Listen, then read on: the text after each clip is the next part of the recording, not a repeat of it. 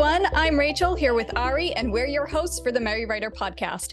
This week, we're on episode 180, and we're joined by a guest as we ask, how can ADHD writers stay motivated? Before we dive into the topic, don't forget to subscribe to the podcast wherever you're listening if you haven't already. And if you enjoy the show, please share it with friends and feel free to write a review. Help us welcome Jeremy Russell to the show. Thanks so much for joining us. It's great to have you on the podcast. Hello, ladies. I want to thank you so much for having me on. I'm really excited and a little bit nervous to be here. So are we. 180 episodes, still terrified every time we press record. People are scary. Recording is scary. Seriously. Yeah, true. Is. Very. Before we go further, would you like to tell everyone why you chose to discuss writing with ADHD? Sure. I've chosen this topic because it's something I've had to deal with every single day. A teeny backstory, if you'll both indulge me. My whole life, I've been a creative person. I make art and I write, but I've also considered myself to be a collector of hobbies. So I saw someone on YouTube making knives, so I guess I'm a knife maker now. My best friend Pat, shout out to Pat for being my biggest booster. He is the one who is always motivating me. He's like, "Hey, did you write anything today? How's the writing? Well, I want to read what you're writing." He is the epitome of a backup booster person in your corner. He's my ride or die. But he took me out spray painting graffiti in an abandoned train yard. And turns out I'm a professional street artist now, and a myriad of others. So fast forward to when I was diagnosed with ADHD about 8-ish years ago. And after consulting with my family doctor, which I ask anybody to do if you're thinking of you might have something going on that you're not fully sure about, consult a physician. Don't look at YouTube. Don't look at the internet and figure it out yourself. Speak to a professional. She diagnosed me with the ADHD, and then I started doing my research. And with that, I found a thing called hyperfixation. So what I called collecting hobbies was actually a symptom of the ADHD. But writing and the art, they remained my constants. They were my fixed points. First, I just want to say we all need a Pat. I was going to say that. Seriously, can we all have Pat? That's just brilliant. I bet you he would be more than welcome, more than happy to, I should say, to be everybody's booster. He is that guy. He is, I will stand behind you and push you to your goals. He is phenomenal. Shout out to Pat. He doesn't know it, but he's going to be the mascot of the Merry Writer podcast now. Perfect. But I have to like piggyback on what you said about collecting hobbies, because I do the same thing. And I'll just let everybody know that I technically have undiagnosed ADHD. I spoke to a psychologist and she believes that I have it, but my health insurance doesn't cover the full evaluation. So I'm telling people I have ADHD because all the symptoms match up. And it is so true when you see somebody on the internet doing something and you're like, oh yeah, like I can do that. That's so easy. And then you start doing it. And then after a little while, you see something else and you're like, oh, that's bright and shiny. So then you move on to the next hobby and so on and so forth. And it's a lot of money down the drain. It's true. But if you could do these things and you can find the cheapest way to do it, to try it out, that's what I would recommend. For instance, with the knives, I found some dirty old scrap steel. I bought a grinder for $20 when it was on sale, and I did it the hard way, but it gave me the skills to be able to start. And then when I had more money, I could put more money into it. Never a lot. But then after a couple months, I'm like, on to the next, just like you, the bright and shiny thing. Yes. Yeah. But it's great too, because I feel like a lot of people see it as not necessarily a good thing. But I love learning, and the fact that I can tell people that I have all of these different skills, random skills, yes, but I'm I don't know what the word is. What's the word? Versatile, very versatile with a lot of different things. I looked at, this is one of the things that I find it's a good thing. Yes, because I am very versatile. I can do a lot of things. And please don't take this out of context. I don't want it to sound arrogant or conceited or what have you, but I'm good at a lot of things. But I'm not great at anything. I want to be great at one thing. I want to be great at writing. And so I have to really think, okay, is that something I'm genuinely interested in, or is this hyperfixation? And if it is, and I know that, if I can recognize it, I will maybe move on and come back to it after I've finished my friggin' book. So I have to be able to prioritize. Yes, well, that's the thing. You have to be able to recognize it. That's an excellent way of Yes. putting it. So, with that said, I'm just going to follow up with that and ask you, what is your thought process like? It's tough because at all times I have this internal dialogue going on in many different directions and on many different tangents. So there are always songs playing. There's always music in my head, even right now. Like it's Turn the Beat Around. I think that's Gloria Estefan. I don't know why, but there it is. Um, so there's always songs. They never go away, change once in a while. I think I'm always thinking of scenarios, what will never happen in real life, and many of the outcomes, various actions that I could take should they happen, and the groceries that I have to get. Like even today, I know I have to go and get a tire. So I'm thinking of that. Like this doesn't impact anything else that's going on. It's just they're floating around in my head. It's like TV channels are playing in there, television show, like the hobbies, everything. It's always going all at once, all the time. I can't turn it off. It's an odd thought process. I get that, especially the music thing, but I find that really hard because I will glob on to songs and it can literally be some person past the house whistling and that's it. It's on repeat in my head for like 4 hours and I'm trying to drown it out with something else.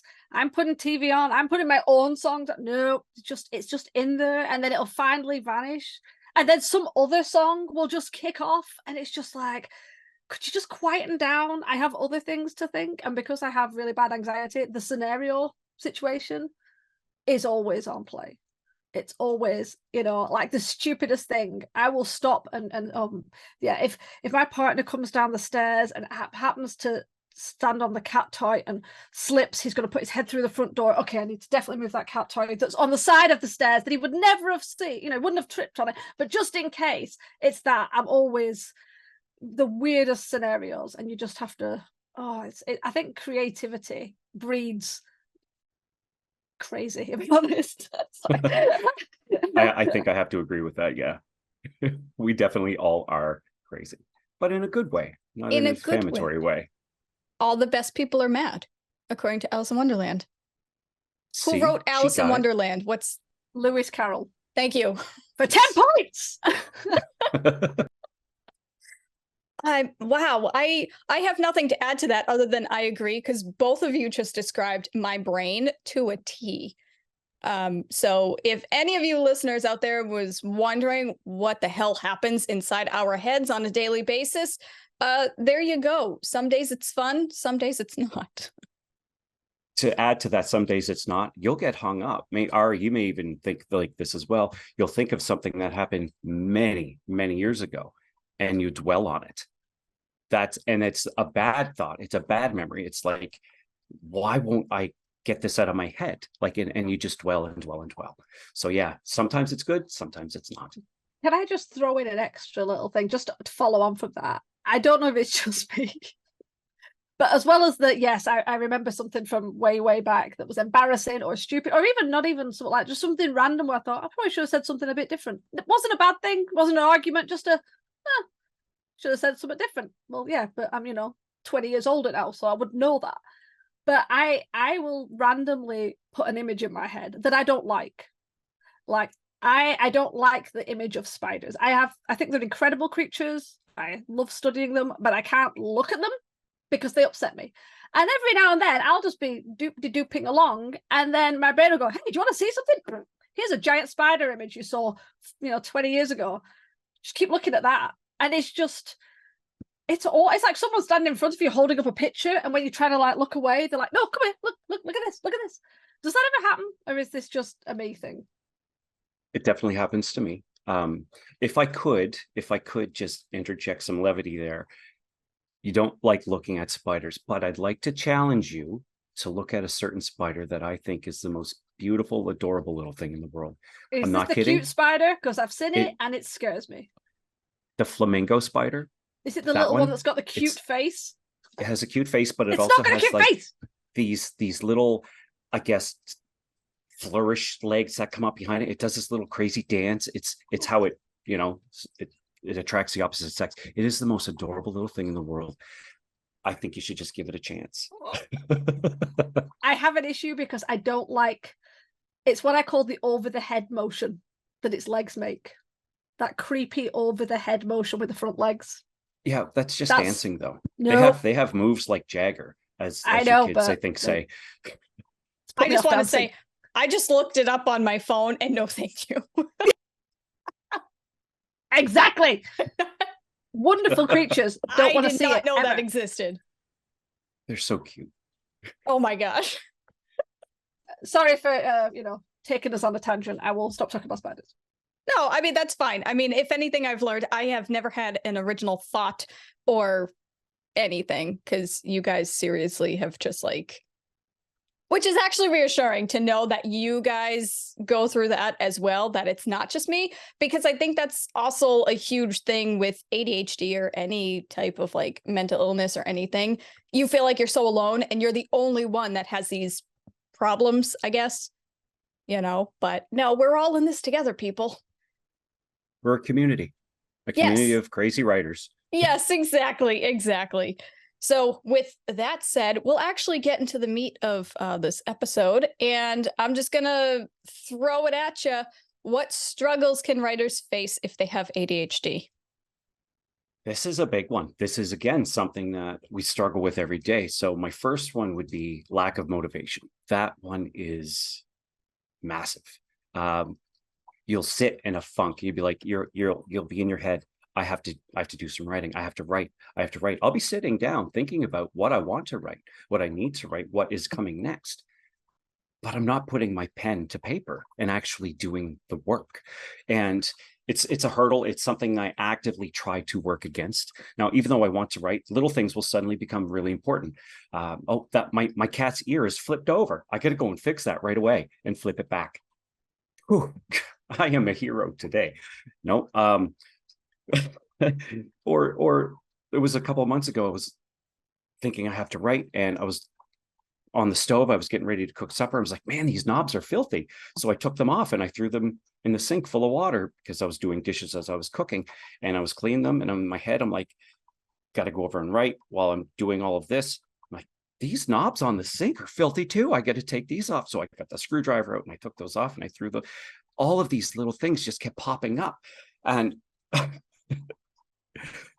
it is, everything will become very important all of a sudden, stuff that you wouldn't even think of normally, because you're avoiding doing the work. And the motivation isn't there, but the want is. It's hard to explain. I don't know if I can put that out properly. No, I get that. Does that make sense? No, it does. I totally get that. Because as Ari mentioned earlier about creating the scenarios inside your head, I cannot tell you how many times I do that. I'll just pace around my room, around my house, and I'll be creating all these different story scenes in my head. And then when I actually go down to write it down, it's just lost on me, or the novelty is gone because I already wrote it, technically. I told the story to myself, or I just don't have the motivation to get in front of the computer and actually type it out. And I know, Jeremy, you mentioned earlier, I mean, this was pre-recording, so nobody heard this, but you sometimes dictate what you hand wrote. I sometimes try doing that, but a lot of times when I speak really fast sometimes, and so the computer distorts my words, and then I'll say a sentence or two, and then I'm like, oh, I gotta fix that. So then I go back and I edit it, and then I lose my train of thought. It's like, Yeah. it's just a domino effect of, I just lost the word. A domino effect of motivating yourself to write, but just not writing everything. of stuff. Yes. Yeah. I definitely know what you mean. It's one thing outweighs the other, which outweighs the other, which outweighs the other. Now, like you had mentioned, we'd spoke off camera before we were recording, and I showed you the books that I use to write, because to our audience, I'm of the age where I learned how to write cursive in school, and so I still write longhand. It's comfortable for me, and that's another thing with having I don't want to say a mental deficiency, because ADHD definitely is not a mental deficiency. It's just something that you have to try to work with. You have to use it in your life in a way that is beneficial to you. So I use longhand writing because it's comfortable. I watch the same shows over and over because ADHD, one of the things that comes with that is depression, anxiety, and there's a couple of other things. So anxiety being one of them. I will start watching a program, a series, or what have you. I don't binge shows. I can't do it. But just I'm on to 10 other things. But if I don't know what's coming, the anxiety subconsciously sometimes will be like, we're good. We're just not going to watch this anymore. However, there are shows that I've watched fully, like Bob's Burgers, Mrs. Brown's Boys, Brooklyn Nine-Nine. I will put those on in the background when I'm doing other things and let them play. I've watched them more times than I can remember because I know what's coming. I know where the beats are. I know where the laughs are. And there's no anxiety-inducing things to make me feel anxious. And so it's easier to deal, I guess. So I think I got off topic there, but and I lost my train of thought as well. But it's one of those things. No, I get that because I have comfort shows, and you mentioned several of them. It's like Bob's Burgers, yes. Brooklyn Nine-Nine, yes. There's just like, if I'm in a funny, anxious mood, they're the sort of things I'll put in the background while I'm doing something, or certain movies. Even creepy movies, if I've watched them and I know what happens, they don't bother me because I know what happens and I know when the jump scares are going to come, so they can be fine. It's like we talked about the fact that I love watching true crime things, and I will listen to true crime like podcasts because the person saying it has a calm voice, and I will listen to some of these horrible, but it's just like, it's not the horrible crime or a lot of it is the interview where they do the interview with the suspect. Obviously did it. So, and because I've heard it before, I know what's going on. And if the person's got a calm voice, that will be a calm thing for me and it will bring my anxiety down. It's nice having knowledge of where it's going. I really get that. As we were speaking before we started recording, I mentioned that I write everything out longhand. And so with that, it's comfortable for me. I enjoy that. I've also mentioned that I'm very close to becoming a Luddite and forgetting everything about technology because that is the dream. Oh, that's the dream. So I have a story idea. I'll write it out on a Post-it. Just, this is a scenario. This is a character. Boom. Then I'll take that and I'll write 2 or 3 pages or 6 pages of a chapter idea. And then I'll expand on that even more. And from that second expansion, I'll write a whole chapter. And from there, I'll dictate it into Word because I just don't want to type that much. That is a process because the anxiety of working with something new or changing a pattern or a schedule causes anxiety. And so you're less prone to continue with it. And so I have all of these little steps that I do in order to hit that end goal. I write everything out, I dictate it, I move on. And as I mentioned to you both also, I'm afraid to change this way I'm doing things with this current book in case I don't finish. So if I all of a sudden say, screw it, I'm just going to start typing everything out, I would feel very disoriented. I would feel lost. I'd be like, what did I just do? And then it's too late to go back because I've written a couple of chapters and I don't have all of the little in-between steps that I would normally have done. And I would feel anxiety over that. And then I would dwell on those thoughts like I would with something that happened 15 years ago that nobody remembers but me, if that makes sense. No, it absolutely does make sense because it's like you're throwing a wrench in your plan.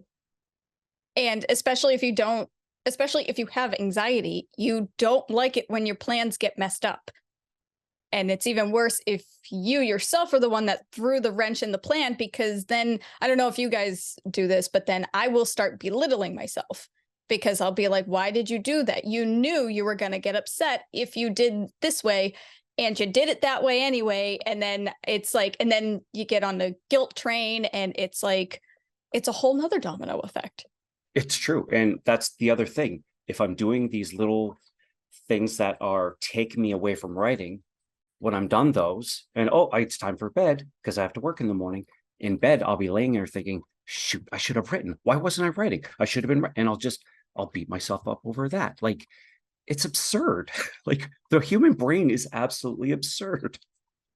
More struggles, just one. It kind of will get back to that. I guess it would be just being distracted. So you have a lack of motivation. And with that, those little distractions, like flipping my cat's ear over because it'll bug me all day, like those little distractions, those are crippling if you don't have motivation. So it happens to us all, but then we dwell on like what I have here, like, remember when that dog looked at you funny when you were 6? Well, we're going to think about that for the next 4 or 5 hours, because what was that dog's thinking? I don't understand what I did wrong. I was 6. Your head goes in a million different directions, if that, of course, again, makes sense. Something you just mentioned when you answered that question, when you were talking about how the lack of motivation, but you still wanted to write, you still wanted to do things. And that's one of those things where a lot of people are like, just write, or, you're procrastinating because you've got fear. And often it's not fear, it's just this disconnect, especially with as we've talked about, different types of mental health issues, which is like using a different operating system and you're trying to make it do something. I like that analogy. I like that a lot. Using a different operating system. I miss Windows Vista, and people laugh at me for it. I enjoyed it. No.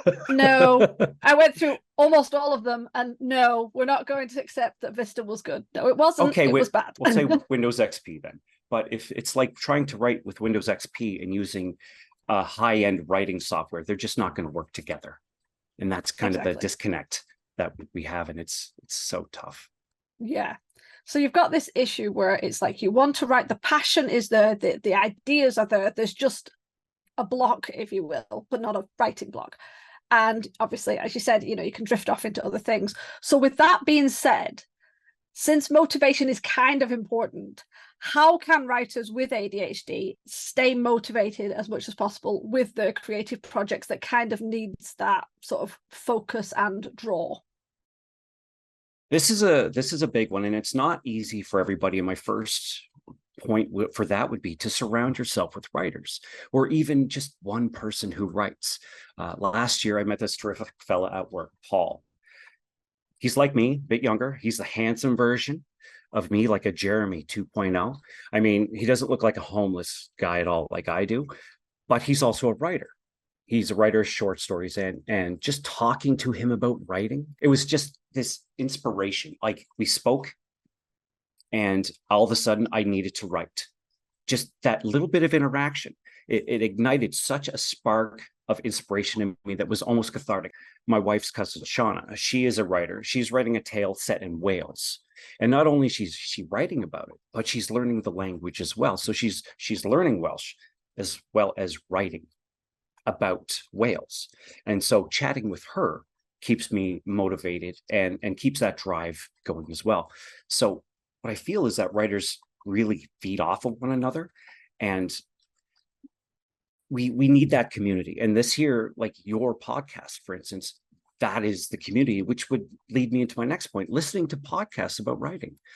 If you have nobody to talk to about it, listen to podcasts about people who write.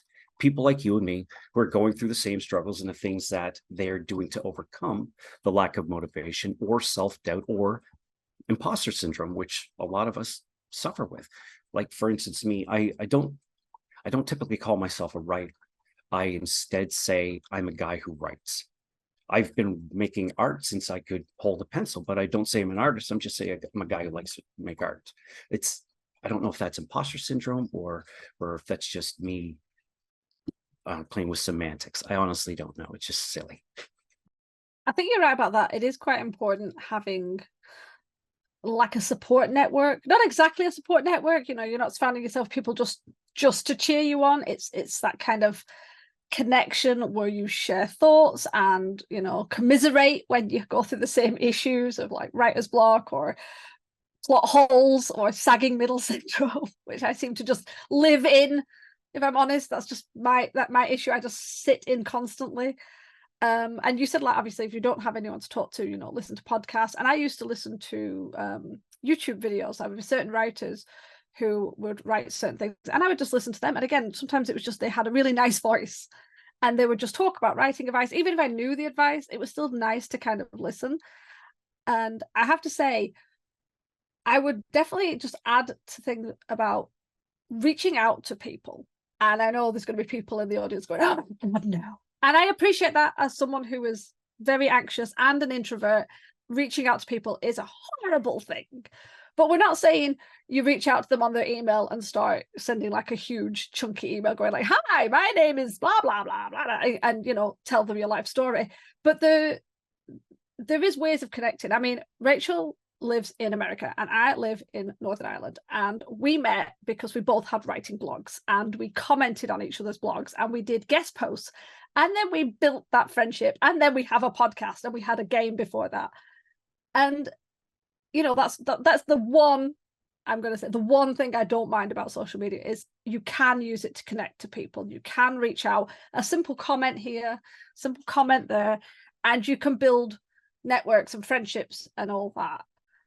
It's just that thing you have to try. And it's horrible if you're an introverted person or a shy person and you don't feel comfortable, but you should still try, because it's really important having a network. It doesn't have to be a big network. You don't have to be surrounded by a load of writers. As you said, a couple of people who just know what it feels like to go through some of the things you go through definitely helps. It's true. It's something that I can't say I didn't know I needed, but it's something that I've always wanted. For instance, I've looked at different writing groups in my area. I've sent out emails, hey, you know, I'm interested in joining a writing group, and I would never hear anything back. And I was like, yeah, okay. So I just continued kind of rolling on my own. And like you, Ari, I would watch YouTube videos about like the AuthorTube writers and things like that. And because they would get into the nitty-gritty of self-publishing and publishing and how much money they have invested in all of the little stuff that I'm like, this is stuff I've got to know for the future.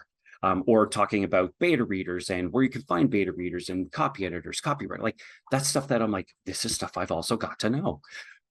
And I wouldn't know that if I were doing it on my own. You have to be not in a community, but even in the fringes of the community, just looking for that info you need. And you're going to find info you weren't even looking for. You guys are hilarious, because while I do agree with you about reaching out to people and, you know, listening to podcasts and like connecting with other writers and stuff, because it's true. It absolutely is true. I got to say, after we meet with guests on the podcast, I am way more motivated to get writing done than ever before. But I'm actually going to like piggyback on when you guys were talking about comfort shows earlier. That's my motivation. I'm like, forget other people, forget other writers. I write cozy mystery. I'm going to watch my comfort show over and over again. I'm going to watch Psych. And I'll have that on. I'll watch a few episodes. Sometimes I'll have it on while I write.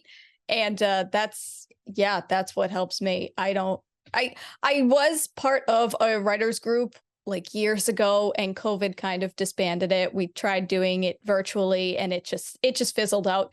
But now I meet with the original people of the group once a month after all these years, and we just get together to play Dungeons and Dragons, which in a way is still technically writing. We're just not physically writing it. It is writing. I couldn't agree with you more, because you're using that creative part of your brain. And those little adventures that you were on, I don't want to say little, like it's demeaning, like those adventures, those big, huge epics you're on, you might even glean little ideas from those that you could translate into your story. You're like, wait, that problem I've been having, we solved that during this quest. And so you can pull from that. It's not a writing group, but it's a group that's being creative, and you can then progress your book through that. Yeah, absolutely. I agree with you. Because again, as I write mostly mystery, but I do have a few fantasy ideas tucked in my back pocket that are like D&D-esque, so to speak. And it's true, because they're also a group of writers, so it's easy. It just kind of slip into your character, and it's, you know, there's nothing silly about it or well, actually there's a lot of silly. We're a very chaotic group. But yeah, it's just, I guess in a way, definitely connect yourself with other writers and other people, but also just connect yourself with other creatives as well. Because even Jeremy, as you mentioned, how like you started making knives and things like that, any type of creativity is art because it's subjective. I feel like a lot of people go through similar issues as writers. Like many artists have imposter syndrome. So even if somebody is not writing a book, you can still connect with them if they have like a canvas painting that they're working on and they step back and they're like, oh, it really doesn't look like the dog that I was trying to create. I mean, we're all going through the same thing, is what I'm trying to say, in a really roundabout way. No, it's true though. You got there in the end. No, I'm just kidding. But you're 100% right. And I gotta again roll it back to my biggest booster, Pat. Like he taught me a lot about the art that I do today. He was a graffiti artist. He's man, the guy's an artist of everything. Give him some duct tape, give him some stickers, give him a piece of paper towel, and he will make a sculpture that you'll be like, what? Well, he taught me Photoshop, he taught me graffiti, he taught me different types of painting styles. Like the guy is a renaissance man when it comes to that. And so even just having a friendship with a creative person makes you more driven to be a creative person yourself. You might not be as good as them, or you might be better than them, or what have you, but you're learning from each other, you're sharing those ideas, you're back and forth, and you're growing together as artists, as friends, as people, all that poetic stuff that falls in line with it as well. But it doesn't always have to be about writing, but those creative outlets will correlate with your writing because, hey, all of a sudden, I have a blacksmith in my story. Hey, turns out I know how to make knives. and I can kind of move through it with that. So all of those little endeavors that I go on, I could use those at points if I really want to, because I have a good foundation and an understanding in them. So it might not have been about writing at the time, but maybe now. And it's just all about because I have creative friends and surroundings that propagate that. Well, yeah, that's kind of what we were saying earlier about how we have many skills and stuff because we collect all those hobbies and then we can input those skills into our writing and into our characters. So see, it works. It's all one big circle. It's great. So what are some useful techniques writers with ADHD can use to help keep them focused? One of the benefits that I found with dealing with ADHD and having your mind go in 100 different directions at all times, and in the many ways you approach situation, we have a natural way of brainstorming. We're natural brainstormers. I've never had a lack of creative thoughts. I have a small notebook with short film screenplay ideas, novel ideas, invention ideas that I've wanted to patented, art ideas. There's just so many all of the time. Creativity is never an issue, as my brain is always up to something. Like, I don't even get it. But it gets really noisy in there, and then being able to understand why my mind runs the way it does, it helps. So being that my mind is everywhere all at once, I'm always brainstorming things. And I try to, with time, I learned how, but try to focus that towards what I'm currently writing. And it allows me to get over any little writer's block that I might have, or you said middle syndrome or saggy middle syndrome. Like, I don't find I'm having those issues at the moment. Like I'm halfway through chapter 13 and I haven't really found myself in a standstill because I'm constantly brainstorming. So that would be one of the benefits of you having ADHD and, letting your mind just wander. Another way that it's a technique that I have, it's setting a schedule for myself, a location of time and where I'm going to write.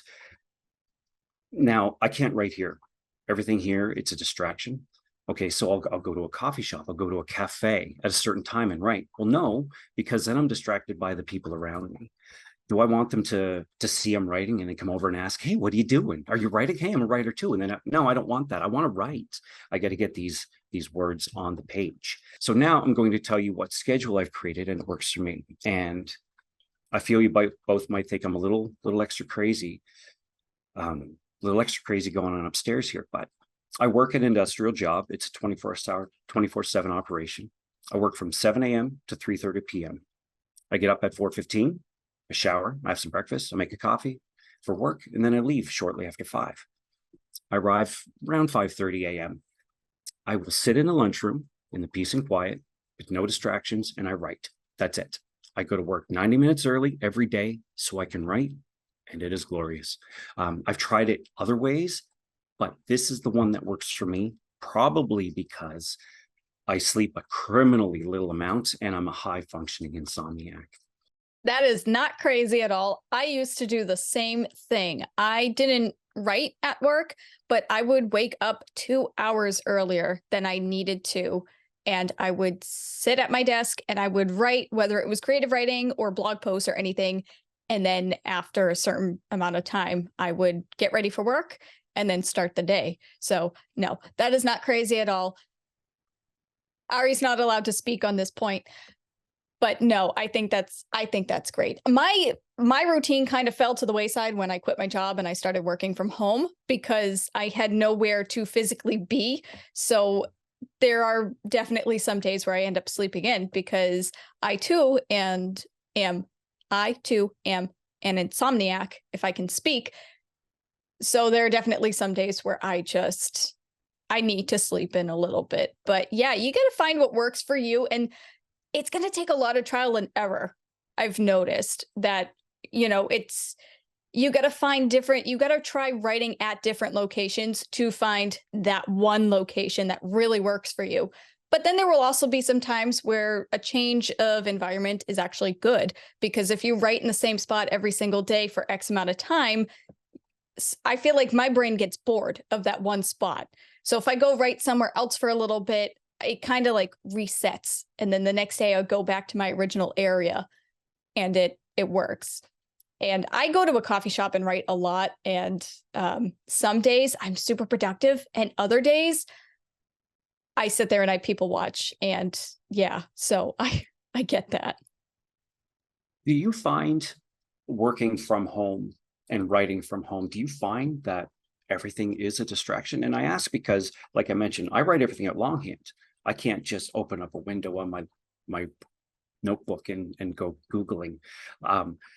So I don't have those distractions. Like I try to limit them as much as I can, just because I know it is a struggle for me. Do you find working at your location, or I should say, writing from the location you currently work and are there most of the time, do you not get distracted, or is it just you've grown used to it and you know what the distractions are already, and so you're not distracted by them? It depends on the day. Honestly, there are some days where I get hyper fixated on my writing and I can write for a few hours. There are other days where I need to have the TV on in order for me to focus on my writing. There are some days where I tell myself, okay, write X amount of words, and then you can go do this thing on the internet, or like whether it's for my blog or just to scroll social media for a little bit, and then go back to your writing. And I try to take breaks. I try to use a timer, but I also have a dog, a cat, and 2 turtles. So they keep me pretty busy throughout the day. There are some days where they'll just sit with me and they'll sleep and I can get everything done that I need to do. And then there are other days where they're just constantly poking me and I can't get anything done. So yeah, for the most part, I don't get too distracted because my home is my comfort place. I mean, I really hate going out into the real world, and working like a typical 9 to 5 job just isn't me. My brain can't compute with that. So when I'm home, it can be difficult to differentiate between relaxation time and work time. I think that would be the biggest distraction, quote unquote. But for the most part, I'm pretty disciplined in making sure that I have my stuff done. And yeah, obviously some days work better than others, but I somehow make it work. I personally find it's very similar. Like if I'm in the writing zone, it doesn't matter what anything looks like in my room. I can just sit and just write. Other times I need to tidy the desk or straighten the books that don't do anything. They're all the way in the back of the room. They won't affect me where my desk is. But I find that, and I'm going to swing back to where I was told not to, but I'm going there.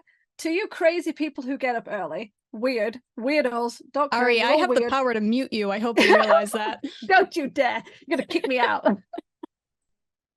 However, what I found was, while I could never get up early and write and then go to work, because the few times I had to go in early to the office when I used to work in an office, I wouldn't use the time usefully. So say I had to go in early because I had to open up for something, or I had to prep ready for a meeting that wasn't for another hour, but I still had to get everything ready. And then I was sat for like 40 minutes. I wouldn't use that time to write because my brain would be ticking things off. And then I found that I need mundane things. So while I was doing the job, I hope nobody knows who I am when I'm from my old jobs. When I was doing my job, because a lot of it was mundane, halfway through working, that's when the ideas had come. So I'd be like, you know, doing some typing, and then I'd get a pad out and I'd be writing my notes, and then I'd be writing some notes, and I would do it during work. Always got my job done. In case anyone hears, always got my job done. But I needed the mundane to kind of clear out the noise to let me get into the writing. If I'd have gone in and said, right, I've got 40 minutes, 45 minutes, an hour to just write, I wouldn't. My brain would just drift off all the time. And I find that if I'm working from home and I'm not doing anything specific for my business, I may need to clear the desk. And it's mundane, and it helps me to sort of calm my mind to get into the writing function. And that's what I figured out that I picked up from my old jobs when I used to do my own shit on the side. So what you're saying is that with your old job, and you were writing at your old job, you were essentially a paid writer. I mean, that's pretty sweet. I mentioned that I work in an industrial job, and there are days where one of the things we have in place for safety is tank watch. If somebody is working inside of a tank, somebody has to be outside of that tank to make sure they are safe, everything is good inside. And if something were to happen, they're able to relay any emergency info to whomever they send away to get help. You don't have a lot to do. You're there to sit and make sure. So I will get paid a very good rate to sit and watch people work. So I will draw. And so I look at that and my wife's like, are you serious right now? You were really just a paid artist when it comes down to it. And it's true. I'm a paid artist when I'm at work. I love it. So you were a paid writer at your previous job. Exactly. It was never like I didn't get my work done. I wasn't like, oh, I'm just writing all the time. It was literally I would work on a project, and once the project got to the end, before I opened the next one, I'd just write some notes down. Or it would literally be like one line in between doing other things. Or when I'm on the phone, I was waiting for a call to connect, or on some boring meeting conference call where I for some reason had to be on there, but I had nothing to say and it was not really necessary. So I'd just be writing my notes. And yeah, it was finding little snippets, but I found I was better doing that than trying to take like a whole chunky hour. I found that I had more quiet moments in my head to write it down. So yeah, definitely find what works for you. And it's not always what you expect either, because I bet there are times when at the beginning that you didn't think that getting up at 4:15 was what you needed to do to be a writer. It would never have crossed my mind. But I remember like years and years ago, like I'm talking like 20 years ago, I would get up early just because I couldn't sleep. I'd be awake. I'd be tossing and turning. I'm like, screw it. I would just get out of bed. And then one of the things that I find I need, like Ari mentioned, you watch a show sometimes when you're writing. And I think, Rachel, you had mentioned as well, you'll have it on in the background. I can't listen to words. I can't listen to lyrics, but I'll listen to songs, instrumentals, a lot of classical opera because I can't understand what they're saying, things like that. But if I have to have music playing, and in so much so that I actually have a soundtrack for when my book eventually gets published and becomes a movie, I have the soundtrack already made for it.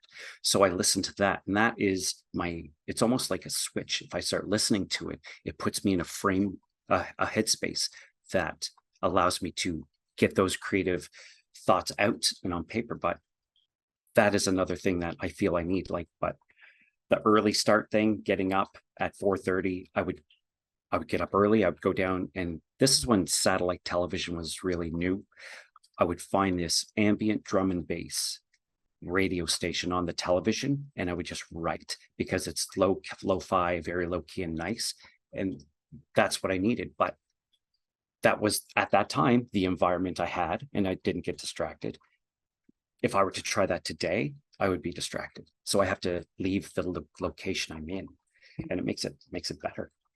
You do bring up a good point, because there are times where I have my show on in the background and I don't always get distracted because I've watched it so many times that I can sometimes tune it out. But I watch a lot of like gameplay videos on YouTube and stuff. And because I've seen them so many times, there are times where I do get distracted, especially if I know a funny part is coming up, then I stop what I'm doing and I watch. But I do agree with you. When I listen to music and I write, I cannot have lyrics because I will just start singing and dancing along with it. And even some of the instrumental music, I just start bopping my head and getting distracted. But I gotta ask, have you guys ever listened to 8D music? A little bit. Oh my gosh, it's amazing. I love it. If I'm thinking of the right thing, is that like the 16-bit game music and the 8-bit game music, or is it something else? No, 8D is like if you wear headphones and listen to the music, it'll go from one ear to the other and then back again. It's like I've heard of that. Oh yes. my gosh. I listened to it for the first time a couple of weeks ago when I was writing, and I banged out like 3,000 words. I loved it. I loved it so Okay, much. I am fascinated right now. Yeah. I don't want to age myself, but I'm going to. There is a lo-fi 90s grunge mix on YouTube that it's just super low, slow, crunchy 90s instrumental stuff. It is next level. I would definitely give that a try if you're thinking, I'm going to write to some music. Now, here's a question. Yeah. Both of you will write while listening to your shows or what have you. Do you ever think creeping into your started writing, Captain Holt in Brooklyn Nine-Nine said, hot damn, as Amy Santiago. Do you ever find yourselves doing that? Because that's a fear of mine. When I used to listen to like either music or TV shows, I would sometimes, not that I would write it in, but as I was writing the sentence, it's like running in your head, and then it would jar, and in my head it'd change. I'm like, that's not right, and I'd just stop, and I'm like, where was I going with this? Where was I going with this? So if I listen to music, it has to be either instrumental or, like yourself, like in a language I can't speak. Although even then, sometimes I will still just, you make the words up. It's like, la, la, la, la. It's like not even close. I will sing along with opera, even though I don't know what I'm singing. Yeah, You're exactly. Right. And I'll do the falsetto and I'll do the low stuff. Yeah, I listen to like Celtic music, so obviously it's all in like Gaelic and everything, and I will still make those words up completely wrong, but I will still do it. For the TV shows, it has to be something that I have seen a million times, and I have it on really low. And 9 times out of 10, no, I don't. It will every now and then creep in, but not that I will write it, but it'll stop me from remembering. But what I usually find is, if I put like, because I usually listen to Columbo. Don't know why. I have Columbo. I have all the DVDs. I will put them on. And I've listened to them so much that they're just background noise. And it's just the sound of it is kind of relaxing. Well, Peter Falk has that voice. Like he could read a phone book and you'd be like, this is the greatest book I've ever heard. Yes, exactly. So yeah, I've watched them so much, like from when I was younger to even now, like I watch them all the time. So I'm never caught out with it. If it's something I've only watched not as frequently, then I will probably get caught up with it. So yeah. But most of the time I put something on because I'm trying to drown out music from our neighbors. Otherwise, I would actually prefer to write with silence, but I don't get silence anymore, so I have to deal with it. So I don't know how you write with silence. Because if there's silence in the room, I just fill it in my head and then I get distracted. Yes, I'm the same way. If there's silence, I'm in my head and I'm distracted. Mm-hmm. And it's not always about the book. Oh, we're lucky if it is. Yes, exactly. It's great if it is. All right. Well, for me, no, technically, but I can't think of the word. I have a hard time pronouncing the word, but I think I also have echolalia. I don't know how to pronounce it. I've never heard of that word before. It's an autistic trait where if I hear something, I just echo it and I mimic it.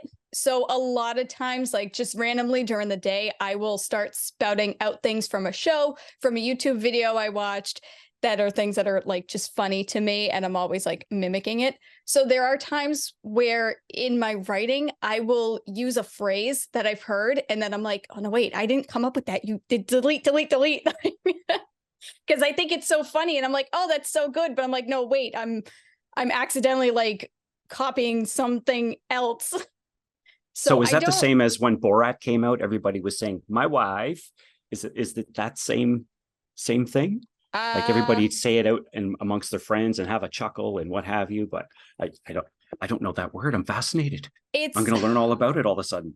God, I don't even know how to spell it. But yeah, if you just type in like echoalia, like ECOECHOALIA, I think Yeah. yeah, It says you'll, the unsolicited repetition of vocalizations made by another person. yes, yeah. Like my sister will sneeze and then I'll mimic her.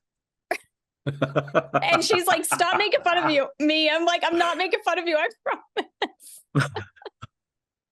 That is fascinating to me. I love that. Yeah. So I've noticed because I recently discovered it too. And when I saw the word, I was like, oh crap, I do that. So would you say you might be autistically ADHD? I think so. I think so. Again, I saw a psychologist and she believes so, but my health insurance doesn't cover the actual evaluation, so I can't get the formal Darn old health diagnosis. insurance. Yeah. Oh, So that's crummy. welcome to America. Come on up No to Canada. thanks. I know, really. I don't I didn't blame want to you. say it out loud. I don't blame you. We're all thinking it. Don't worry about it. Okay, good. Whew, Oh. that was close. All right. Well, That's Jeremy, hilarious. it really has been great having you on the show. This was such an awesome conversation. But before we go, would you like to share a little something about yourself with our listeners? Oh, absolutely. I wish I had like an exciting author bio for you, but in truth, I'm just a homeless looking knuckle dragger who really lucked out by being married to my beautiful, intelligent, and supportive wife, Carrie, who coincidentally today is her birthday. I'm not going to say how old she's turning because, I don't want to end this marriage ever. That would definitely do it. But, we have two handsome adult sons, two cats. One of them's our kitty and the other are two grandkitties. And one's my oldest son's cats. We have our puppers, Lula. She is adorable little chihuahua who is a land shark and the most precious little thing you'd ever see. I'm just some guy who loves to write. Really, that's what it comes down to. I'm grateful for the position I am in where I can work a full-time job. I have a support structure at home that allows me to pursue hobbies and passions. So that's a little bit about me. But in social media, I know we mentioned social media a little bit in the podcast, and I unfortunately don't. I, for whatever reason, just a couple of weeks ago just said I'm done. And that is, I think, a very ADHD thing to do. It's kind of black and white. It was there, and all of a sudden I'm like, okay, I'm done with social media. So I actually only had Instagram, and I think I had just gotten TikTok. And so I just closed them. I deactivated, closed everything out because they were distractions. And it's so strange because when I'm at work in the morning, before I would be writing away and I'm like, oh, I got to look at this Instagram for whatever reason. And I did. And then all of a sudden 5 or 10 minutes were gone. And I'm like, shit, I could have been using that time to write this beautiful prose. No, of course not. It's not beautiful prose. It's just something. But I took away from what I was trying to accomplish. And so now if I'm picking up my phone while I'm at work, it's to check the time to see how much time I have left before I have to go. And so that's really me in a nutshell. No social media, old homeless looking dude, almost a Luddite, still writing cursive. I'm basic. I'm a basic bitch, as you kids say. I get it. All right. I mean, really, kudos to you for getting rid of your social media. If I didn't need it for work, I wouldn't be on social media anymore either. I'm really getting sick of it. But that's a whole nother conversation for another time. But honestly, like, seriously, thank you so much for joining us on the podcast. And all of Jeremy's links will be in the description below. So you're not on social media. So no, we won't have any links. I don't have any links. Never Get a mind. Never website. mind. You know what? Get like I should everybody get a just website. comment the crap out of this episode and give Jeremy a thumbs up, okay? I want to hear those thumbs ups. Yes, yeah. Very loud thumbs up. In the meantime, we are going to turn it over to you guys. So also in the comments, let us know, how do you push through a lack of motivation? And if you have ADHD, how the hell do you get through it? Remember, we release a new episode every Wednesday. Next week, we're discussing book formatting. To ensure you don't miss it, hit the subscribe button on your way out. And as always, thanks for listening to the Merry Writer podcast. We'll see you next week. This podcast is brought to you by Pat, because everybody needs a Pat. The music, titled Inspired, is by Kevin MacLeod, licensed under Creative Commons 4.0.